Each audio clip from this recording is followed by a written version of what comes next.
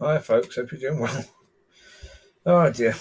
I just listened to something there, which was some one of these r slash ones, um, and one of the a-hole ones, that sort of thing. Um, on this one, this particular story, um, the person who's writing it is talking about his roommates who are like in their 30s, where the man works two jobs, works about 50 hours a week to support him and his girlfriend. His girlfriend is an aspiring influencer. So she does things like takes photos of her lattes and her in yoga poses and stuff like that. Yeah. And sticks them on her Instagram account. And she DMs companies to try and get money off them so that she can sort of speak about them. Of course, the companies are like, sod off. Why on earth should we pay you? We have our own advertising. We don't need you. Oh, God. You have so many stories like that. Oh, you do. Entitled. There's ones of entitled people where, again, people write to companies saying, can you give me free this, that, and the other because we've got 20,000 followers. And I'm an influencer. We talk nice things about your business. And the owners have just come back and said, who the heck do you think you are? That you should be given everything for free. We've got to pay our staff. We've got to pay, the wages for them. We've got to pay the insurance. We've got to pay rates for the building. We've got to pay for the food. We've got to pay for all the cleaning products and everything else. And you want to come here for free? Not half price, not 10% off, but for completely free. Oh God. We're just on that point. Influencer. Okay, if you want to be an influencer, be the best. Be the best. Be the most honourable sports person in the world. Be a fantastic tennis player who doesn't throw rants, who, when the ball is in, for the opponent hits the ball in your side and it's in, and the point is given to you, you say, no, it says. That's an influencer. That's someone that's going to be a positive influencer, hopefully, on society. What are you influencing exactly? What are you trying to influence?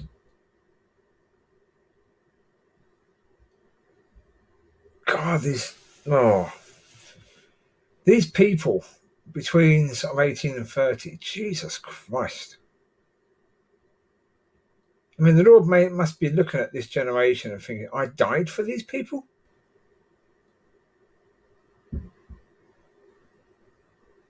I went through all of that for these people. Jeez.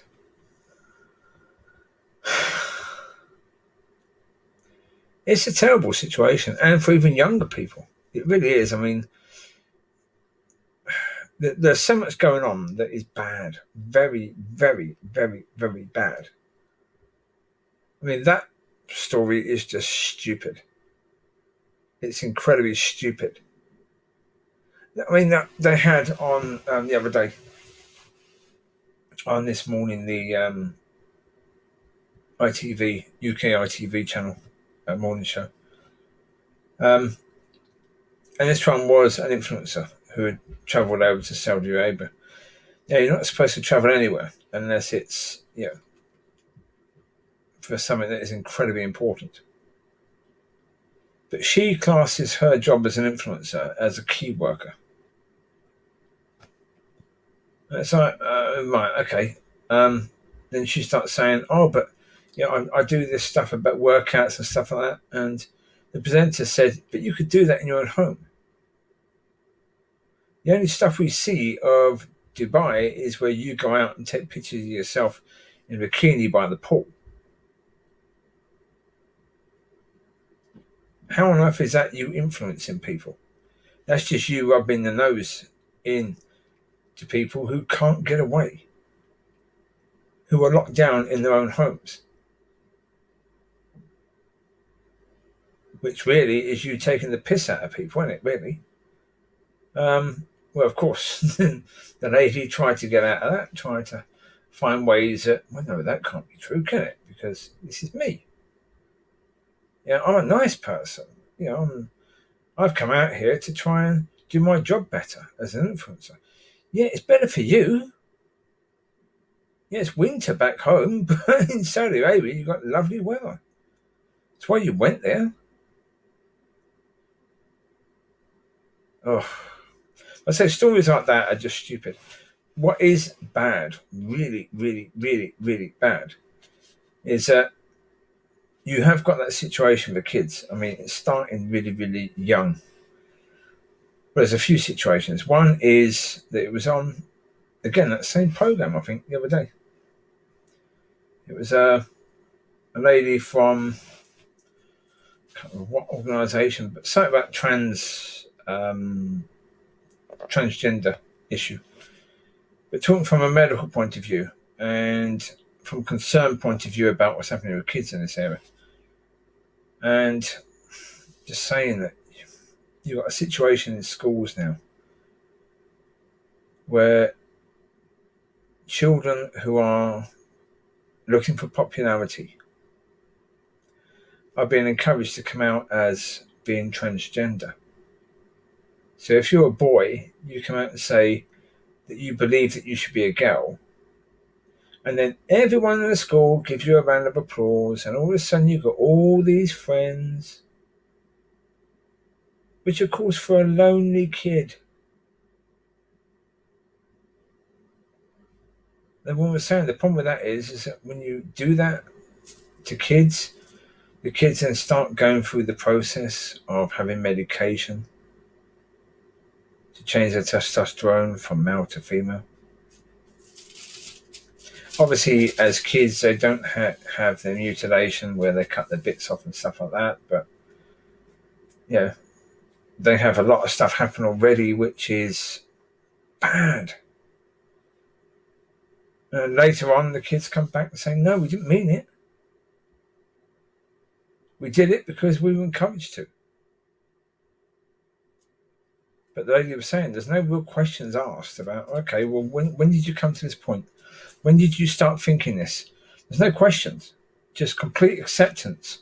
And, okay, we'll help you to transcend from male to female then, without actually bothering to ask any questions. Bloody dangerous. Really incredibly blinking dangerous. So, that is bad news.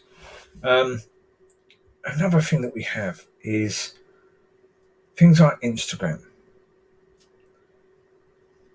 And the fact of things like, getting the likes and the retweets and the followers and the subscriptions and all that sort of stuff. Yeah. It's kids that start getting onto these platforms and start feeling the pressures of, what they should do, how they should behave, and oh God, no. Let them be kids. And you've got the point of the council culture where even it's the same for kids. Kids are in this, especially teenagers. They can go from being, the belle of the ball to being cancelled overnight. They just make one comment, or they don't support a certain comment because maybe they're busy, maybe they're having a shower when a certain comment comes out and they don't like it quick enough, and then they get cancelled. Suddenly everyone starts going against them because, they didn't support that. Hate.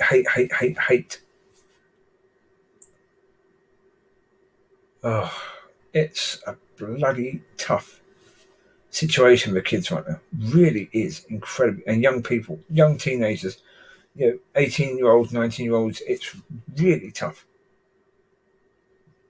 I mean, the chances now to if you're 18 or 19, to have a career where you may be in that job for 30, 40 years is so flipping unlikely compared to what it would have been 50 years ago. So incredibly unlikely now. I mean, unless you're incredibly fortunate. Yeah, the outlook isn't good. I was watching talk radio and what's his name?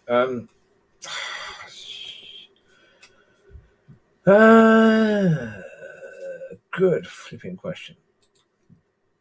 It's the chap who's normally on Mike Graham's one. Something Oliver, Scottish man. He was speaking on it, and he said something that was quite disturbing. If I can find it, I'll find it, and I'll let you know. He was talking about the fact that his own children and the friends of his children are basically thinking, well, what's the point? What's the point of having hopes for the future now? COVID is the new normal. Yeah, we're not going to get qualifications from school. Chances of us getting a job or ever having our own home is so incredibly slim. What's the point? These are kids. Yeah, incredibly young people, and they're already at that point of thinking, what's the point? Jesus Christ. They barely started life and they're giving up already. It's incredibly tough. To say the least, incredibly blinking tough. That's the reality. It's not easy for people. Even for Christians, it's an incredibly frustrating time. It has been for a long time. Yeah? We've seen a major lack for quite a long time. So, I mean, in churches, a lot of people are saying the same as these young children. What's the point? They've given up.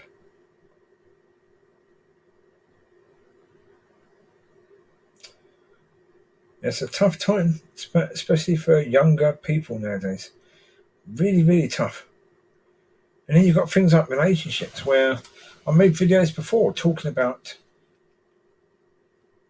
these people that do pranks. Yeah, families, couples, husbands and wives that do pranks. Yeah, there's been quite a few that do some rather bad things to each other. Some of the things that really, if you're as a couple, there's a few things that you really don't want your partner speaking to you about. But they do these things as pranks. They try to pretend that they've been having an affair, or that they think their partner's cheating on them, or that anything like that. Anything that can be naturally, you would say, would be incredibly hurtful for your partner. They do these things as a prank. Yeah, the women will do the pregnancy scare on their husband as a prank.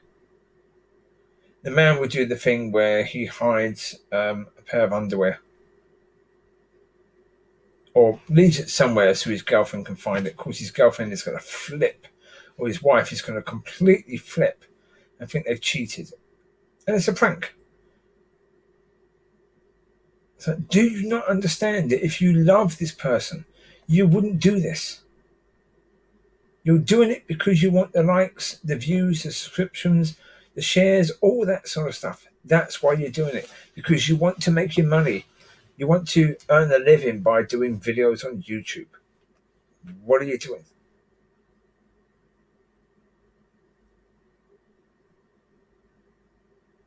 It's dangerous because,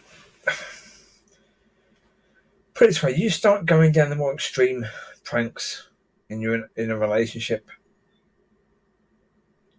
you're in incredibly dangerous. Your relationship is not going to survive that.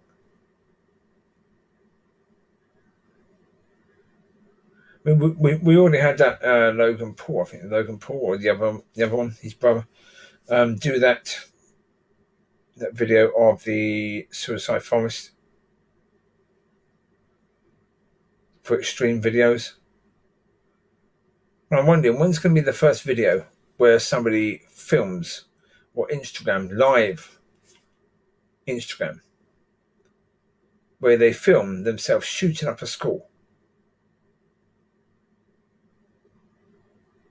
Won't be long, won't it? It won't be long. Extreme videos are going to become the thing of the future because people want views. They want to be famous.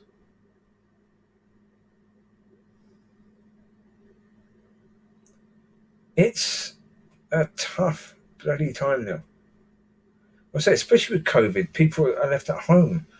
How are you going to entertain yourself if you're at home?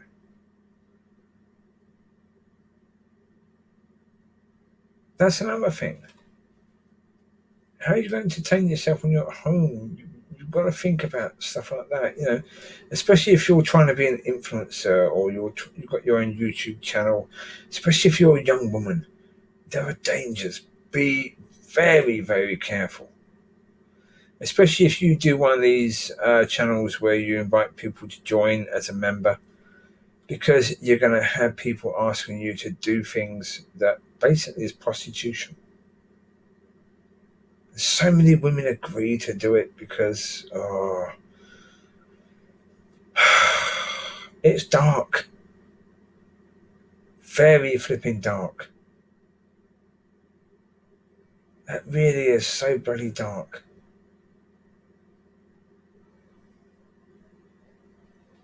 I did a video recently about my generation, and I tell you now, I'd rather have mine than this. I'd rather be 20 years old when I was than now.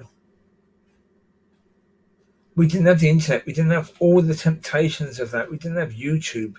We didn't have influencers or stuff like that. It was simpler. It was simpler. It wasn't complicated. We had basically, I think at that point in time, 3 TV channels. That's it. In the UK, that is. 3 TV channels. BBC One, BBC Two and ITV. That was it.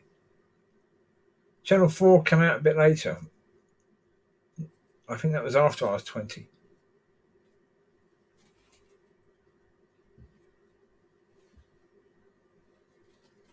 But it was simpler. And people had hope for the future. Not everyone reached that hope, but they had hope. Yeah, it's like the American dream, but people had hope for the future. They had the hope that they could get a job and keep that job, you know, for many, many years, and you know, save some money and buy their own home. A lot of people did, but now we have this rental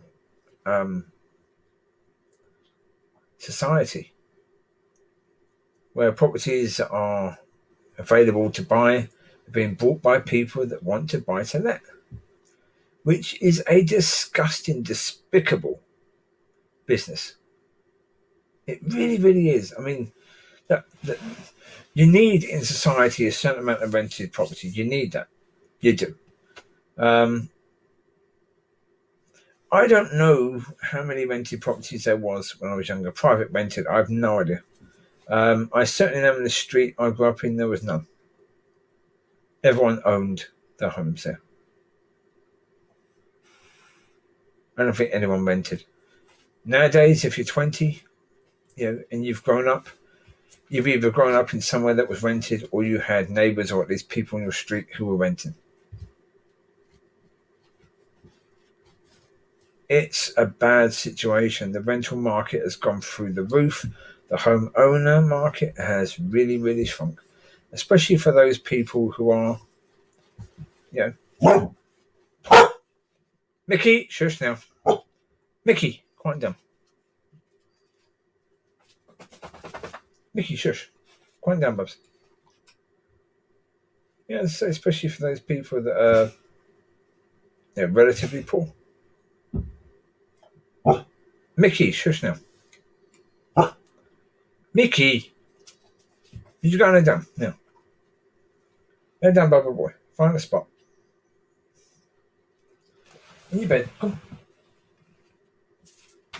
Anybody. Yeah, it's tough. You've got people who are paying more in rent than they would be to actually buy a property, as in if they were paying a mortgage. And that is insane. There are streets, certainly many, many streets, where, certainly in some towns, there are massive parts of towns that are completely rented, where you have the occasional property which is owned. I mean, that's really bad. Well, I've said before, you've got this thing where a homeowner will actually take ownership of the area and will look after their property better, will try and make everything better because they own the property, they own the area, so therefore they want the area to be good. Put it this way, if you don't own a property, if you don't own something, does it matter to you? If you're a complete utter arse and somebody damages the property you're in, doesn't matter, you're renting. It's not your job to repair it. Right? That's true. If you own the property and somebody damages your property because you're an arse, then you've got to repair it. So the more of an arse you are, the more you've got to spend on your own property because there are consequences to your behaviour that are affecting you, your bank balance. Whereas when you don't own a property, it doesn't affect you, it affects your landlord. So therefore, where's the discouragement? Where's the encouragement for you to be better, to look after the property, to respect the area? There isn't. There's nothing there. Because you're renting, you don't have ownership of the area. So it's a tough thing. I'm not sure if now, certainly, that's going to be dealt with. I don't think it probably is. But you never know. You never know. It might be. I think in some small pockets, it may be. I think on a massive scale, it won't. Well, it's just like this market for influencing and all that sort of stuff. Is that going to go away? No. No, I mean, not yet. I mean, certainly as at the moment in COVID situations, people being locked down, what else are they going to do, really? You can't go and do a normal job. A lot of people can't. Because those normal places have been closed down, so they're going to try and do something, aren't they? That's the reality. They're going to try and do something to stop boredom, to put a bit of extra money in their pocket, to basically get through the day. So influencing or the sort of darker side of videos, Well, as I say, look at darker side. The private membership channels, that's in there. The pranks that people do, that's in there. That's darker. That's in that darker stuff. But all of that is going to continue.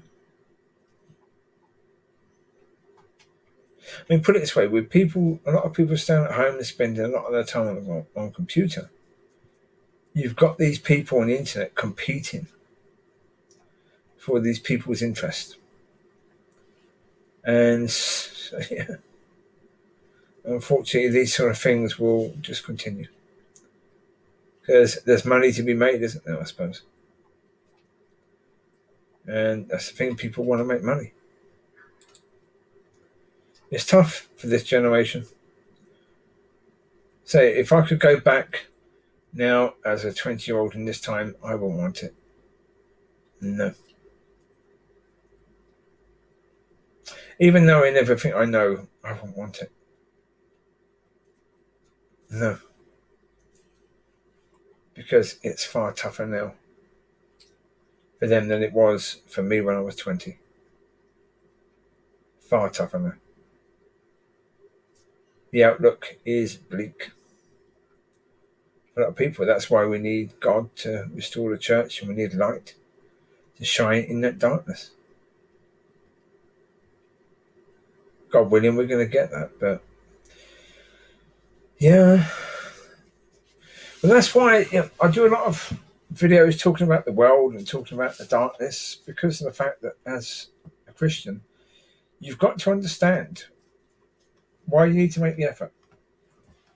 Because to get the church right, effort has to be made. People have to make the effort to get the church right. Now, realistically speaking, why? This is why. These are the reasons why. These are the people why you have to make the effort for these people. Depression through the youth is rife. Youth suicide is rife. They have it tough. Even though they are not really the ones who are going to die from COVID, they're still the ones who are going to lose their grandparents and their parents. The whole world has been turned upside down. All of our worlds have been turned upside down, but older people have more experience to be able to lean on, to be able to handle it. Challenges, we've been through challenges in life, so we should be able to cope slightly better. That isn't always the case, but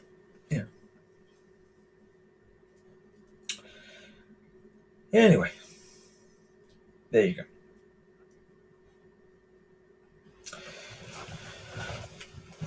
Whether that helps anyone, I don't know. You take care, God bless, I'll speak to you soon. Bye bye.